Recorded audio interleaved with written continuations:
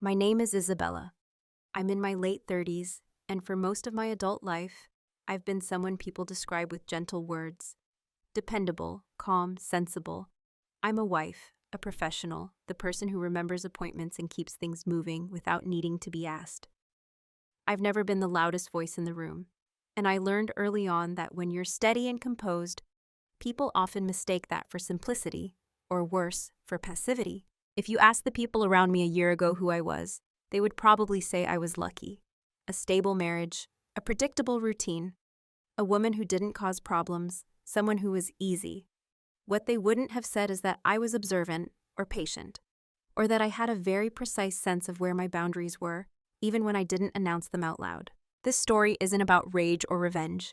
It isn't about me becoming someone unrecognizable or suddenly powerful overnight. It's about awareness, about what happens when you realize, quietly, unmistakably, that the person who claims to love you has been making decisions about you instead of with you, and how that realization changes the way you move through the world. What you're about to hear unfolds slowly. There's no single explosive moment, no dramatic showdown at the beginning. Instead, it's a series of small understandings, stacked one on top of another until the picture becomes impossible to ignore. At the center of it is my marriage, and a discovery I made by accident, one that forced me to look back at years of behavior I had once explained away as concern, practicality, or thoughtlessness. I want to be clear about something from the start. I'm not telling this to humiliate anyone.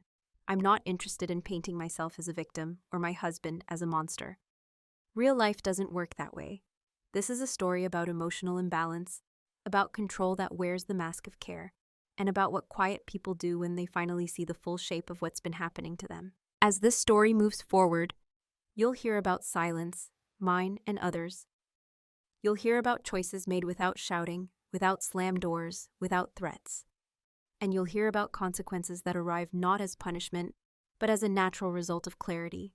I'm sharing this because I know how easy it is to doubt your own instincts when nothing looks wrong on the surface, when everyone else thinks you're fine, when you tell yourself you're overthinking, being dramatic, or imagining patterns that aren't there. So before we go any further, I want to ask you something gently and honestly. Have you ever had a moment where something small made you pause, and you couldn't explain why, but you knew it mattered? To my husband, I was the steady one. That's the word he used most often. Steady. Not passionate, not complicated, not demanding, just reliable. I handled details so he didn't have to. I remembered birthdays, service appointments, and deadlines. I kept our life running smoothly enough that he could forget how much effort it took. And over time, that effort became invisible. To his family, I was polite and agreeable. The woman who listened more than she spoke. The one who never made gatherings uncomfortable by disagreeing out loud. I was praised for being low maintenance, as if that were a compliment instead of a quiet expectation. At work, I was known as competent but unassuming. The person who fixed problems without making noise. People trusted me with responsibility, but they didn't feel threatened by me. Promotions came slowly, if at all, because I didn't fit the image of someone who wanted power, even though I carried it well. And to myself, at least for a long time, I was someone who believed that calm was a virtue, that being adaptable meant being mature, not reacting meant being strong. I didn't feel oppressed. That's important to say. There were no obvious rules placed on me. No one told me what I could or couldn't do. If you had asked me then whether I felt controlled, I would have said no without hesitation. My life looked normal, comfortable even. But normal can be deceptive. What I didn't notice at first was how often decisions were made around me. Not against me, just without me. Small things. Which route did we take when we drove somewhere? When we visited friends? How money was allocated for joint expenses? These weren't arguments because there was nothing to argue about. The decisions were already settled by the time I was informed.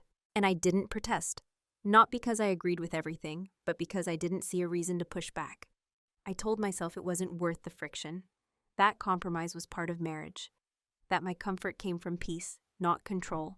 Over time, a role formed without anyone explicitly assigning it. I was the background constant.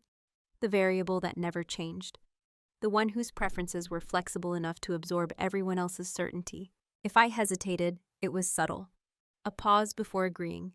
A quiet question that didn't lead anywhere. And when those moments passed without acknowledgement, I learned to smooth them over myself. I became very good at minimizing my own reactions. From the outside, this looked like harmony. From the inside, it felt like being slowly edited out of the narrative of my own life. Still, I didn't feel angry. That came much later. At this stage, what I felt was something closer to dullness, a sense that my presence was assumed rather than valued, that I could be replaced by routine, and things would continue functioning just fine. My husband would often say he appreciated how easy I was, how he never had to worry about me. At the time, I took that as trust. Now I understand it differently. Worry requires awareness, attention, engagement. Ease does not. I was underestimated, not because I was weak, but because I was quiet. And quiet people are often mistaken for people who don't notice, people who won't remember, people who won't connect patterns across time. They were wrong about that. About that. But in this part of the story, I didn't yet know how wrong they were. I was still playing the role assigned to me, useful, reliable, invisible, believing that this was simply what adulthood looked like, that this was what stability required. And if you had asked me then whether anything was wrong, I would have smiled and said no, because nothing had broken yet, not visibly. The first time it happened, I almost missed it. That's the thing about small cuts. You don't feel them right away. There's no immediate pain, no clear signal that something has gone wrong. Just a brief sting, easy to dismiss, especially if you're already used to adjusting yourself for the sake of smoothness. We were standing in the kitchen, and he was telling me about a route change he'd made for our car insurance. It was one of those conversations that sounds like information sharing, but is really a report of a completed decision. He said it casually, as if it were obvious, as if there had never been a version of events where my input was required. I remember asking lightly, "Did you want to talk about that first?" He laughed, not cruelly, not loudly, just a short exhale that carried a message I recognized, but hadn't yet learned to challenge. "It's not a big deal," he said. "I handled it." That sentence stayed with me, not because of the words themselves, but because of what they implied, that my involvement would have made it more complicated, that efficiency and partnership were mutually exclusive, that my role was to receive outcomes, not shape them. I nodded. Of course I did. I even thanked him. That was my reflex then, to smooth over the moment before it could harden into discomfort. No one else noticed. Why would they? If I had described it to a friend, it would have sounded trivial. The kind of thing people tell you not to overthink.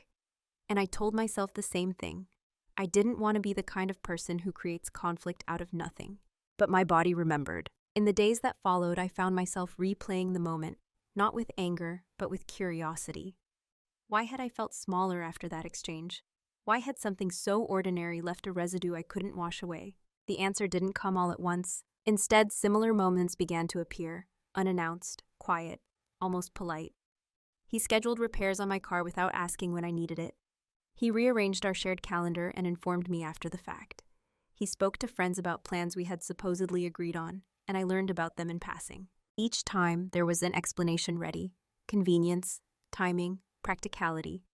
And each explanation made sense on its own. That's how these things work. They're designed to. Other people saw a considerate husband who took initiative. I saw someone who had grown comfortable acting on my behalf without checking whether I wanted to be represented at all. Still, I didn't confront him. I didn't even name the pattern yet. I told myself I was being sensitive, that I was reading intention where there was none. After all, nothing bad had happened. There was no harm, no loss, no visible consequence, except for the quiet erosion of something I couldn't yet articulate. What I did do was start paying attention, not in a dramatic way. I didn't start keeping notes or building cases. I simply stopped dismissing my own reactions. When something felt off, I let it sit. I didn't rush to resolve the feeling or explain it away. I treated it like data, neutral, incomplete, but worth holding on to. That was the real first cut. Not the moment itself, but the moment I decided not to forget it. And once you stop forgetting, things begin to arrange themselves into patterns, whether you want them to or not. Once something happens twice, your mind starts negotiating with it. The second and third times felt less sharp, not because they hurt less, but because I had begun to expect them. Expectation has a way of numbing impact. You brace yourself without realizing you're doing it, and then you call that preparedness maturity. I told myself I was being adaptable. When he'd make a decision without me, I'd tell myself it was efficient. When he'd explain something to me as if I hadn't already considered it, I'd tell myself he was just trying to be helpful. When he'd correct me in front of others, gently, with a smile, I'd tell myself I was lucky to have someone so engaged. Each rationalization felt reasonable. That's what made them dangerous. There was no single moment where I could say, this is where it crossed the line. Instead, the line kept moving quietly, and I kept stepping back from it without realizing how far I'd gone. I noticed that when I did speak up, even mildly, the response was always the same. A pause. A look that suggested surprise, not anger. As if I'd broken character. As if my role wasn't to object but to accommodate. And so I softened my words. I added qualifiers. I smiled while disagreeing. I learned how to present my needs as suggestions rather than statements. I became fluent in making myself smaller without appearing diminished. Friends would comment on how easygoing we were as a couple, how we never fought.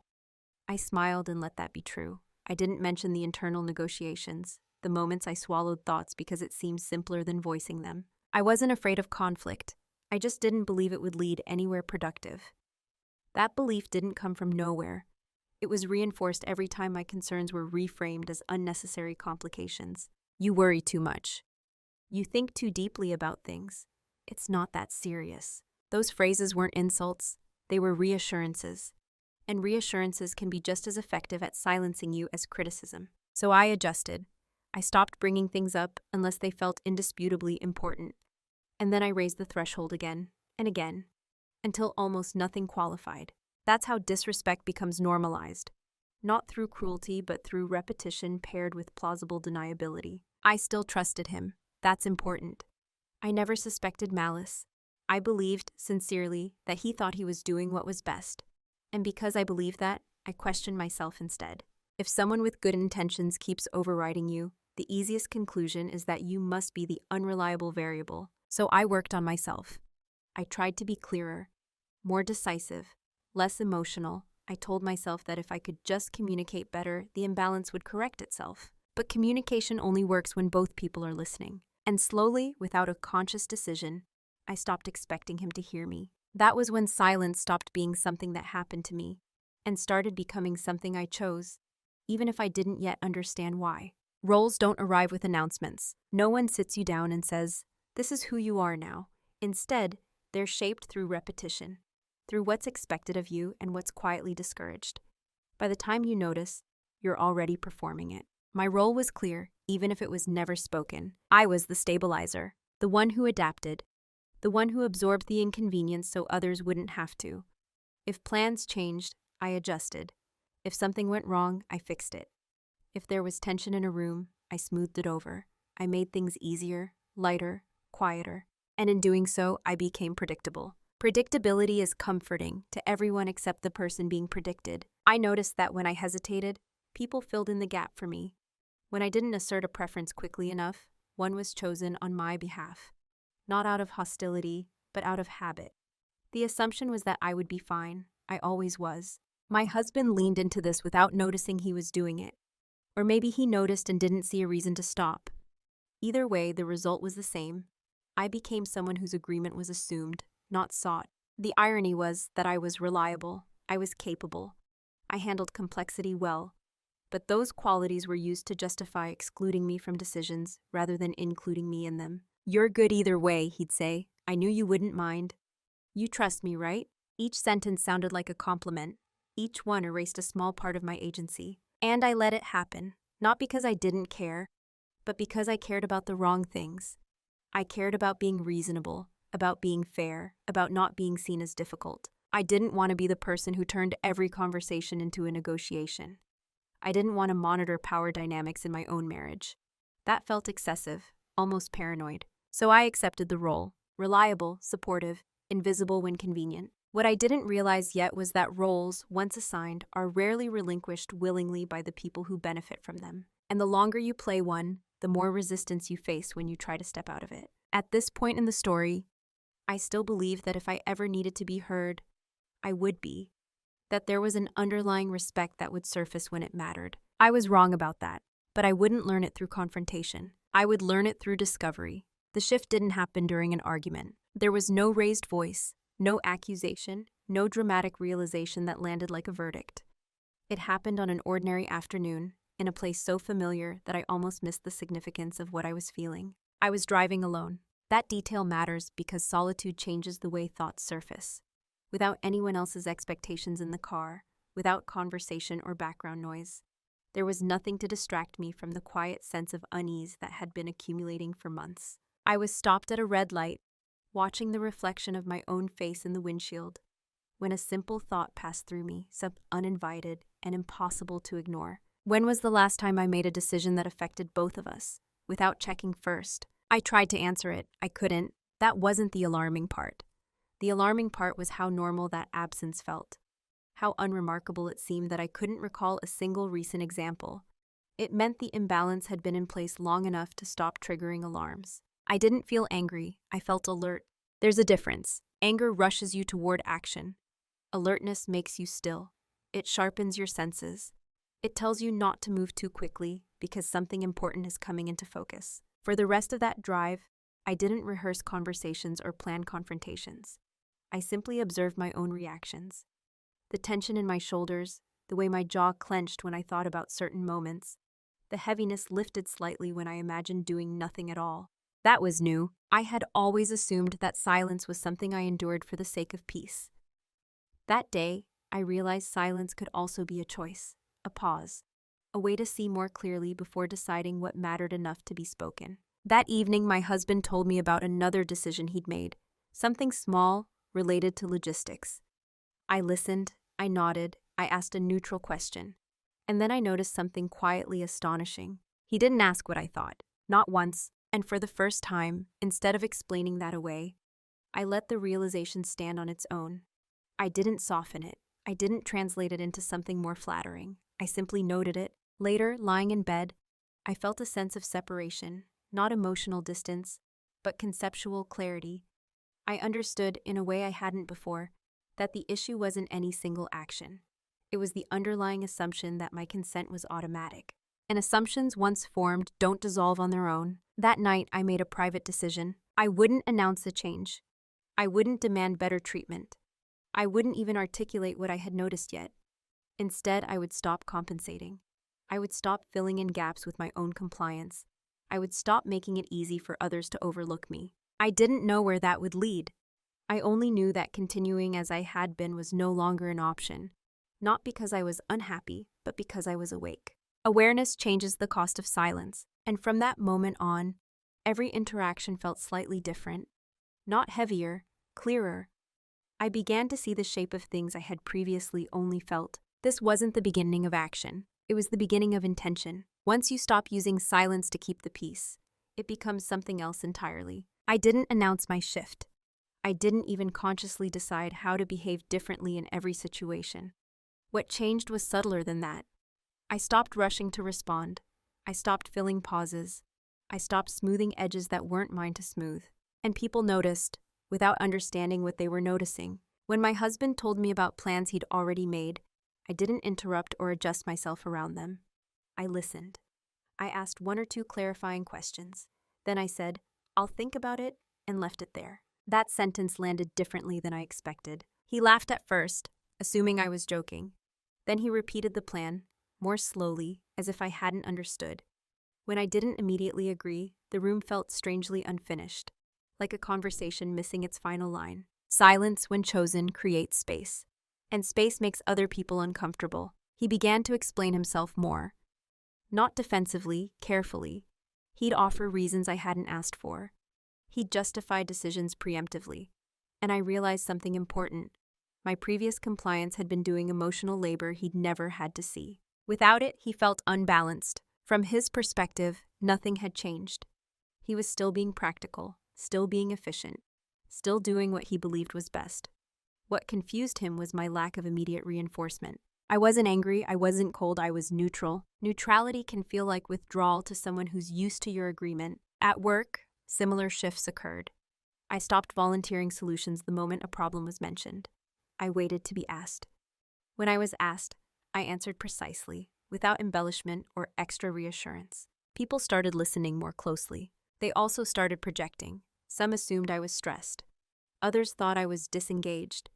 A few seemed almost wary, as if they sensed something they couldn't name. That was the most revealing part. Silence, when it's no longer apologetic, is often mistaken for strategy, even when it's simply clarity. At home, my husband began checking in more, but not in the way I might have hoped. He asked questions that were really attempts to restore the old rhythm. "You're quiet lately. Everything okay? You seem different." I answered honestly, but briefly. "I'm fine. I've just been thinking." "I'm paying attention." Those responses unsettled him more than any accusation would have. He was used to feedback that reassured him, used to my words cushioning his actions. Without that cushion, he had to feel the full weight of his own assumptions. And still I didn't confront him, not because I was afraid, but because I was learning how he behaved when I wasn't managing his comfort, learning what he noticed and what he didn't, learning how much of our dynamic depended on my willingness to stay predictable. What he saw was a woman growing quieter. What he didn't see was a woman becoming deliberate. And in that space between perception and reality, something began to take shape, slowly, carefully, without drama. Preparation. Preparation rarely looks like preparation from the outside. It looks like routine, like patience, like nothing at all. I didn't suddenly become secretive. I didn't change passwords in a panic or start hiding phone calls. I simply began to observe with intention, the way you do when you realize a pattern might be structural rather than accidental. I paid attention to timing. How often were they made when I wasn't present? To how information traveled, what I was told immediately, what arrived later, and what only surfaced if I asked the right question. I noticed how often my husband framed outcomes as inevitabilities rather than choices. I also noticed how comfortable he was with access to my schedule, my car, my accounts. Not in a way that felt overtly invasive, more like something he'd never thought to question, as if proximity automatically granted permission. That realization didn't frighten me, it clarified something. Trust, I learned, can drift into entitlement if it's never examined. So I examined. I began documenting, not in a dramatic, dossier-building way, but methodically. Dates, conversations, small inconsistencies. I didn't assign meaning right away. I just recorded. Memory is fallible, especially when you've spent years doubting your own reactions. Writing things down returned a sense of proportion to my thinking. At the same time, I educated myself, quietly. I read about boundaries, not the performative kind, but the practical ones. I learned what shared assets actually meant, what consent looked like beyond politeness, what autonomy is required when lives are legally and emotionally intertwined. I didn't tell anyone I was doing this, not because I was hiding, but because I didn't need validation. This wasn't a campaign, it was calibration. The most surprising part was how easy it was to do all of this without being noticed, because everyone still thought they knew who I was. I was still calm, still reliable, still not making waves. From the outside, nothing had changed. Inside, everything was aligning. My husband continued as he always had, confident, certain, comfortable in his understanding of me. He mistook my silence for acceptance, my neutrality for indifference. He believed sincerely that if something were wrong, I would tell him. That belief rested on an outdated version of me, the woman who smoothed things over, the woman who explained away discomfort, the woman who made it easy for others to remain unaware. That woman was gone. What replaced her wasn't colder or harder. It was clearer, more exacting, less willing to do emotional labor that benefits someone else at my expense. And still I waited, because preparation isn't about speed, it's about timing. And there was one more piece I needed, something I didn't yet know I was looking for, but would recognize immediately when it appeared. Clarity has a way of inviting truth to the surface, sometimes through intention, sometimes through accident. The truth didn't arrive with drama. It arrived with grease-stained hands and a question that was asked casually, without suspicion, without knowing it would divide my life into before and after. I had taken my car in for routine maintenance. Nothing urgent, just a noise I couldn't identify. Something faint but persistent. I was sitting in the waiting area, scrolling absently on my phone, when the mechanic came back sooner than expected. He held a small device in his hand, not the kind that belonged to the car's original system. "Hey," he said, not alarmed, just curious. "Do you know why there's a second tracking unit installed under your seat?" For a moment, my mind didn't register the words in sequence. Second, tracking, installed. I asked him to repeat it. He did, then added, "It's not factory, it's wired separately. Looks intentional." I felt my body respond before my thoughts did. A slow, unmistakable stillness. Not panic, not fear, just the sensation of something clicking precisely into place. I asked him what it did. "GPS," he said, "real-time location. Someone wanted to know where this car is, all the time." I thanked him, calmly. I asked him to put everything back exactly as it was and to note nothing unusual on the invoice. My voice didn't shake. I didn't feel the need to explain myself. Inside, clarity settled like a final piece locking into a structure that had been forming for months. My husband had installed GPS tracking on my car without telling me. Not for safety, not for insurance, not as a joint decision, quietly, unilaterally, with full confidence that I would never notice, or if I did, that I would accept an explanation. I drove home slowly, not because I was overwhelmed, but because I was present. Every thought arrived cleanly, without distortion. I didn't rush to conclusions. I didn't imagine motives beyond what the action itself already communicated. Tracking is not a concern. Tracking is certain without consent. When I got home, I didn't confront him. I didn't check his phone. I didn't remove the device.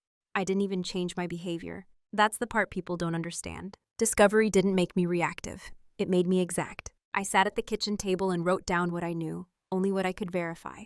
The device, its location, the mechanic's description, the timeline of when it must have been installed. I cross-referenced it with moments I remembered, times my husband had commented on my whereabouts without asking, small remarks that now had context. There was no satisfaction in this process, no sense of victory, only confirmation. Every ambiguous moment from the past rearranged itself. Not emotionally, logically.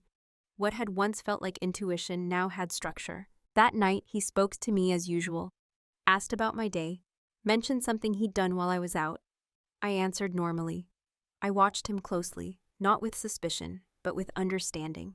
He didn't seem nervous, or guilty, or even cautious. That told me everything I needed to know. This wasn't a mistake. It wasn't a moment of insecurity. It was a decision made in comfort, in confidence, in the belief that my autonomy was flexible enough to absorb this without consequence. I slept deeply that night. Because uncertainty had ended, I didn't yet know what I would do, but I knew what I would not do. I would not explain why this mattered. I would not negotiate my right to consent. I would not react emotionally to something that required precision. The leverage wasn't the device itself. The leverage was knowledge, and knowledge once acquired doesn't announce itself. It waits. Knowing something and acting on it are two very different forms of power. For days after the discovery, I did nothing visible. I woke up at the same time. I went to work. I answered messages. I cooked dinner. I listened when he spoke. From the outside, my life retained its familiar shape, as if nothing had shifted at all. But internally, I had entered a different phase, one that required patience rather than speed. I didn't frame the situation as betrayal right away. That word carries heat, and heat distorts judgment. Instead, I treated what I knew as a fact set, an event with implications, something to be understood before it was responded to. I asked myself one question repeatedly, and I forced myself to answer it honestly each time. What are my actual options? Not the emotional ones, but the real ones. The first option was confrontation. It was the most obvious, and therefore the most tempting. I could sit across from him, describe the moment at the mechanic's shop, and watch his face change. I could demand an explanation. I could insist on understanding why. But when I imagined that scene clearly, without romanticizing it, I saw how quickly it would become about managing his reaction. Shock, denial, justification, maybe even hurt. Not because he had violated my autonomy, but because he had been discovered. Confrontation would place me back in a familiar role, translator of my own boundaries, caretaker of someone else's discomfort.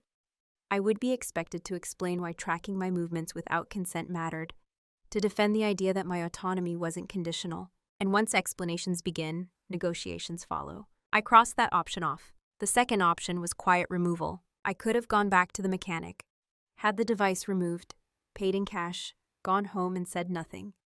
That path appealed to the part of me that wanted immediate relief. Privacy restored. No arguments, no disruption. But that option carried its own cost. Removing the device would address the symptom, not the condition. It would allow my husband to continue believing that access was his by default, that the only risk he'd taken was technical, not moral, and it would teach me something dangerous, that I was willing to solve violations silently to preserve comfort. I had already done enough of that. I crossed that option off. The third option was denial. This one surprised me by how seductive it felt. I could pretend I never knew. I could let the information fade into the background and resume life as it had been. After all, nothing catastrophic had happened yet. No confrontation, no fallout. But denial isn't neutral. It requires effort. It demands that you actively forget what your body and mind now understand. And once you've seen clearly, forgetting becomes a form of self-betrayal. I crossed that option off too. What remained wasn't dramatic. It didn't involve ultimatums or escape plans or emotional declarations. What remained was the quietest option and the most consequential. I chose irreversibility. Not revenge, not exposure, not punishment. Irreversibility means setting events in motion that do not depend on someone else's agreement or remorse to hold their shape. It means choosing actions that stand on their own, regardless of how anyone feels about them later. I didn't think of it as leaving. I thought of it as reclaiming authorship. The first step was informational. I separated what I knew from what I assumed. I reviewed documents I had signed years earlier without rereading. I looked at accounts I hadn't examined closely because trust had replaced scrutiny. I learned where access had been granted explicitly and where it had simply been taken for granted over time. This wasn't done in secretive panic. It was done in daylight, with calm intention. I didn't hide my computer screen. I didn't lock the doors. I didn't act like someone doing something wrong, because I wasn't. As I worked through the logistics, I paid close attention to my internal state. This mattered more than any spreadsheet or document. I checked for fear. There was some, but it was distant, muted, informational, rather than paralyzing. I checked for guilt. That surprised me by how little it appeared.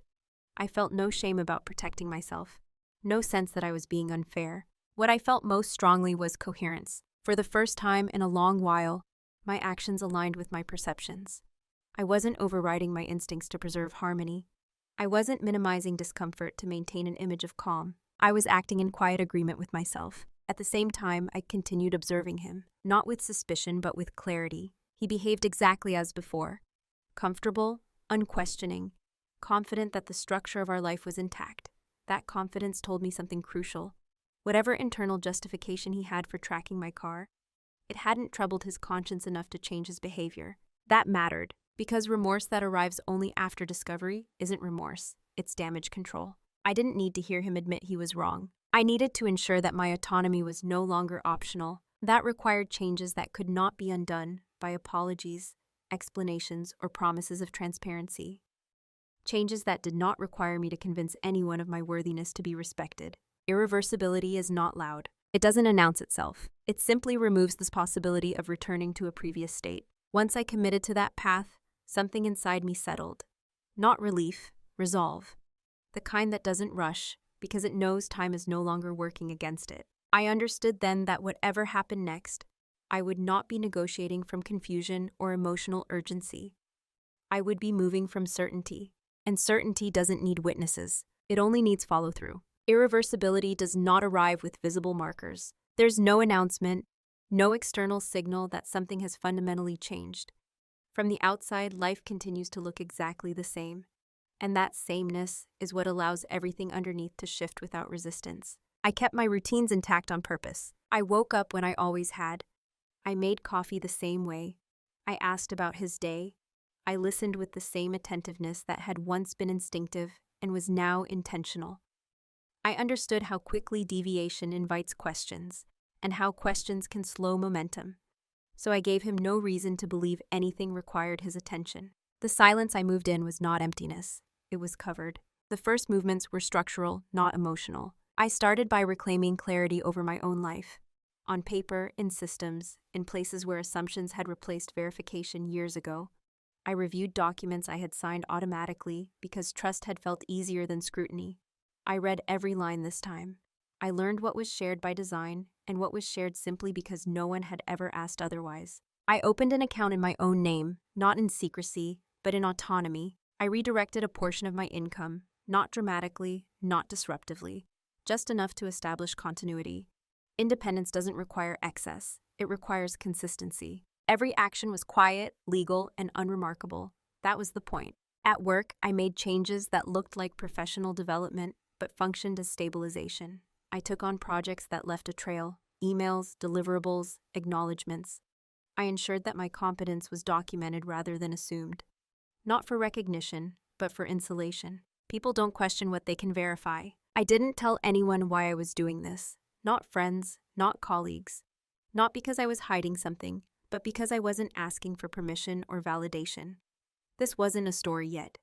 It was a process. At home, I adjusted my behavior in ways so subtle they registered more as absence than change. I stopped preemptively sharing details, not out of spite, but out of calibration. I answered questions fully when they were asked, but I no longer volunteered context to make things easier. I let silence exist without rushing to fill it. And in that silence, I observed, I noticed how often he assumed access, how rarely he asked directly, how accustomed he was to knowing where I was, what I was doing, and when I would return, without realizing how much of that knowledge had always come from my willingness to offer it. When that willingness receded, even slightly, he felt the shift. He asked more questions, but they weren't curious. They were corrective. Attempts to restore familiarity, to close gaps he hadn't realized existed until they widened. You're busy lately. You didn't mention you'd be out. I didn't know you had plans. Each statement carried an expectation beneath it, that I would explain, reassure, adjust. I didn't. I responded calmly, precisely, without apology. I did. I was. I do. That was all. I watched him process this new version of me, not with alarm, but with confusion. He didn't feel threatened yet. He felt disoriented. The structure he relied on was still standing, but something essential had been removed from it, and he couldn't identify what.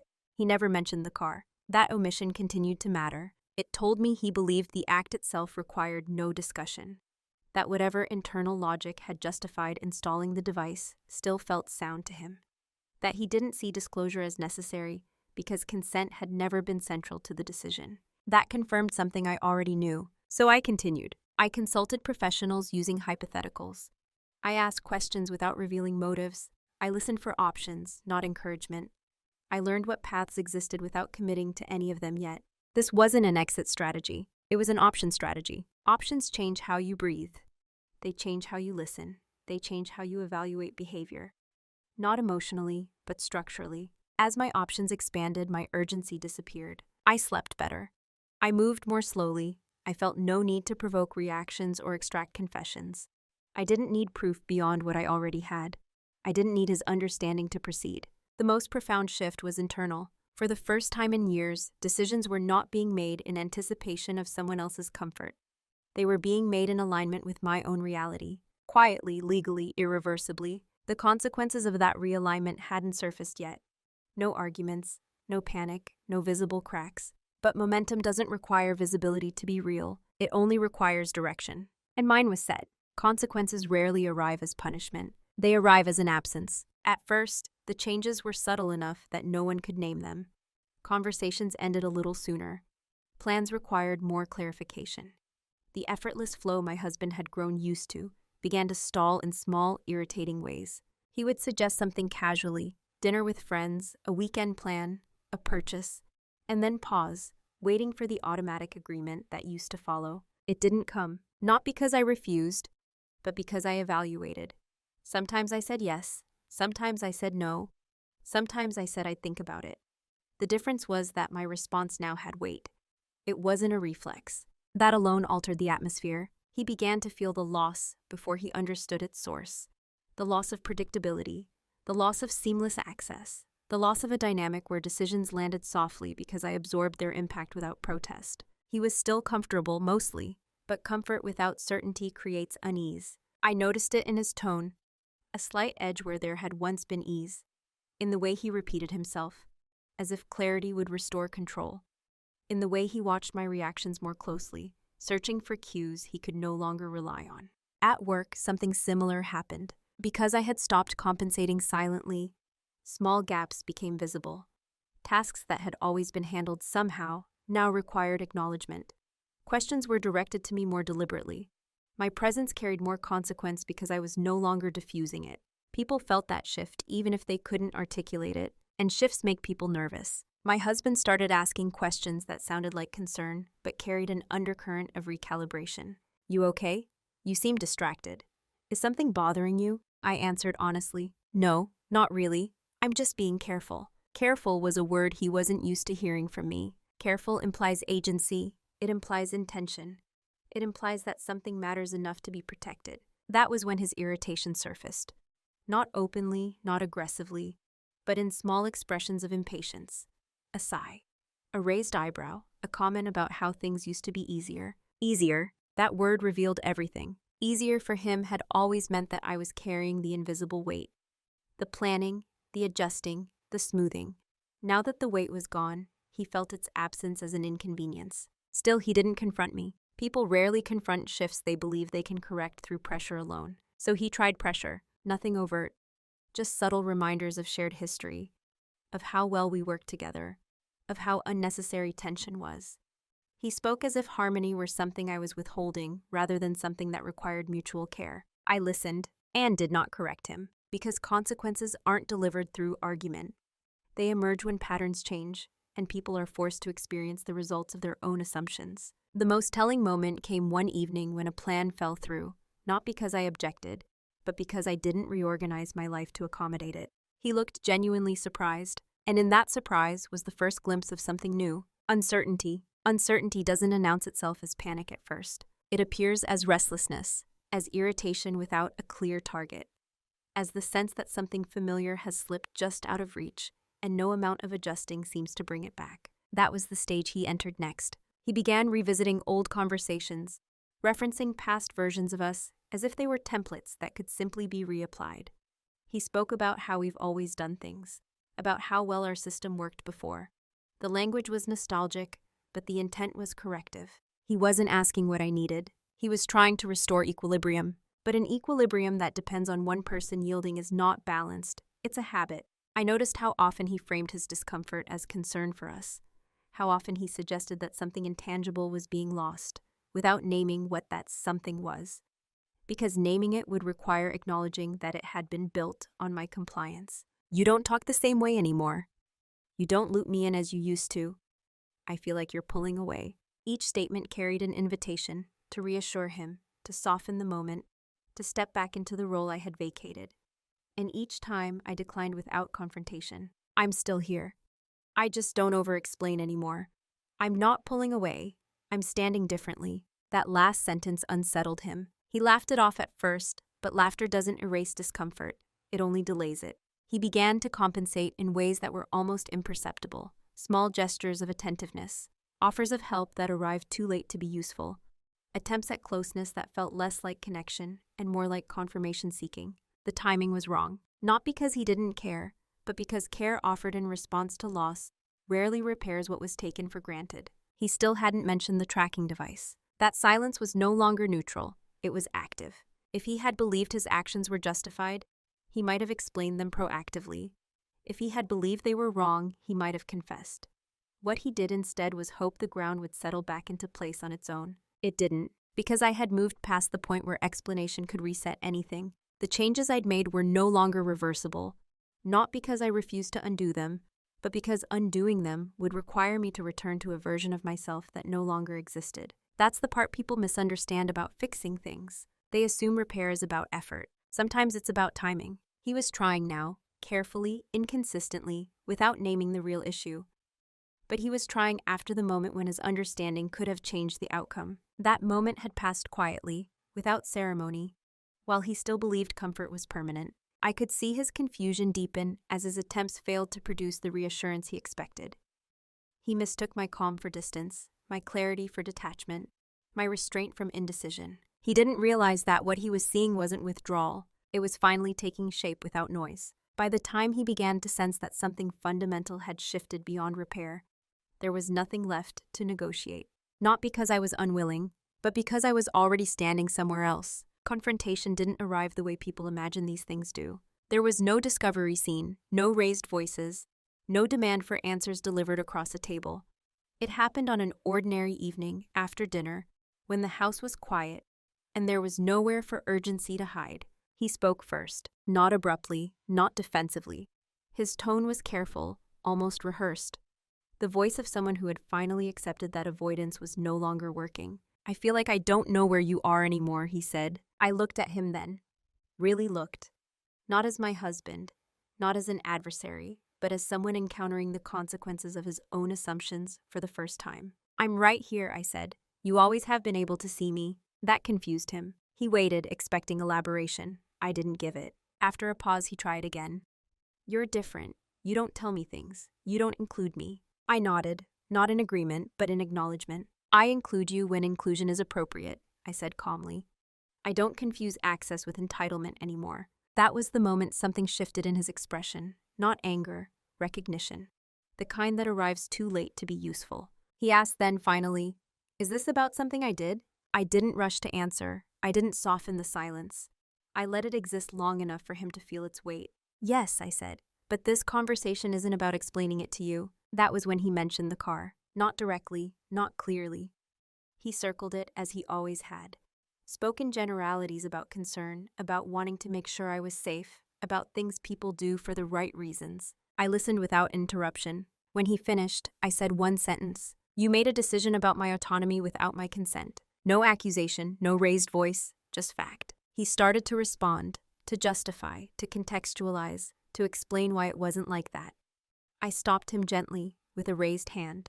"I'm not asking you to agree with me," I said. "I'm telling you what that action meant." The calm unnerved him more than anger ever could have. There was nothing to argue against. No emotion to deflect. No escalation to redirect. He asked what I wanted. That was the most revealing question of all, because it assumed this was a negotiation. "I wanted you to understand," I said. "That moment has passed. What I want now is for you to accept that things have changed." He searched my face for flexibility, for the version of me that would reassure him that this could still be fixed if he said the right things. He didn't find her. There was no hostility in the room, no triumph, only clarity, clean and immovable. "I'm not angry," I added, "but I won't return to a dynamic where my consent is optional." He nodded slowly, not because he fully understood, but because he could feel that persuasion was no longer possible. The confrontation ended without resolution because resolution wasn't the point. Recognition was, and recognition, once it arrives too late, doesn't undo what's already been set in motion. I didn't become someone new overnight. There was no reinvention, no dramatic shedding of my past self. What happened instead was quieter and more durable. I returned to myself, the version that had always existed beneath adaptation and accommodation. I am still calm, still thoughtful, still capable of holding complexity without needing to dominate a room. But my calm is no longer mistaken for availability. My thoughtfulness no longer extends to erasing myself for the comfort of others. The most noticeable change is internal. I no longer rush to interpret other people's behavior in the most generous way possible at my own expense. I don't assume misunderstanding when the pattern is clear. I don't explain my boundaries in advance to make them easier to accept. I state them, or I live them. That distinction has reshaped every part of my life. At work, my presence is clearer. I speak less, but with more precision. I don't fill silence to appear cooperative. I let my competence stand without softening it. People respond differently now, not with fear, but with attentiveness. They listen. In my personal life, relationships have simplified, not because I demanded change, but because clarity filters connection naturally. Some people adjusted, others drifted. I didn't chase either outcome. I stopped mistaking longevity for loyalty and familiarity for safety. As for my marriage, I won't reduce it to a single word.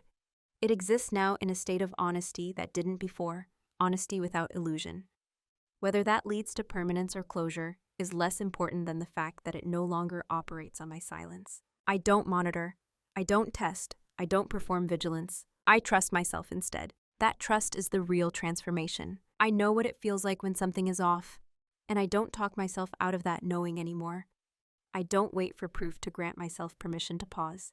I don't sacrifice clarity for calm. Quiet dominance, I've learned, isn't about control over others. It's about self-possession. It's the ability to remain composed while refusing to be diminished, to act without spectacle, to move without announcing, to choose without defending. I haven't hardened, I've sharpened. And that sharpness isn't dangerous, it's accurate. I live now with fewer explanations and more alignment, with less urgency and more intention, with boundaries that don't need constant reinforcement because they're built into how I move through the world. This version of me doesn't need to be seen to be real. She only needs to be intact. There's a temptation at the end of stories like this to offer a warning or a lesson wrapped in certainty, to say never tolerate this or always do that. But real life isn't shaped by slogans. It's shaped by accumulation, by what you allow once, and then for so long that it begins to feel normal. What happened to me didn't begin with a tracking device. It began with small dismissals that didn't look like harm, with decisions made for convenience, with a dynamic where my adaptability was mistaken for consent, and my calm was interpreted as unlimited access. And it ended not with revenge or exposure, but with awareness. That's the part I want to leave you with. Awareness doesn't shout, it doesn't accuse, it doesn't rush. It simply changes what you are willing to participate in. When I discovered my husband had installed GPS tracking on my car without telling me, the violation wasn't just about location. It was about authorship, about who believed they had the right to decide what I needed, what I should accept, and what I would never notice. I didn't respond by becoming louder or harder. I responded by becoming clearer. I didn't demand apologies or explanations to soothe my sense of justice. I created conditions where my autonomy no longer depended on someone else's goodwill. That's a quieter kind of power and a more durable one. If there's a moral here, it's not leave or forgive. It's this. Pay attention to the moments that don't feel dramatic enough to justify a reaction, but persistent enough to reshape you.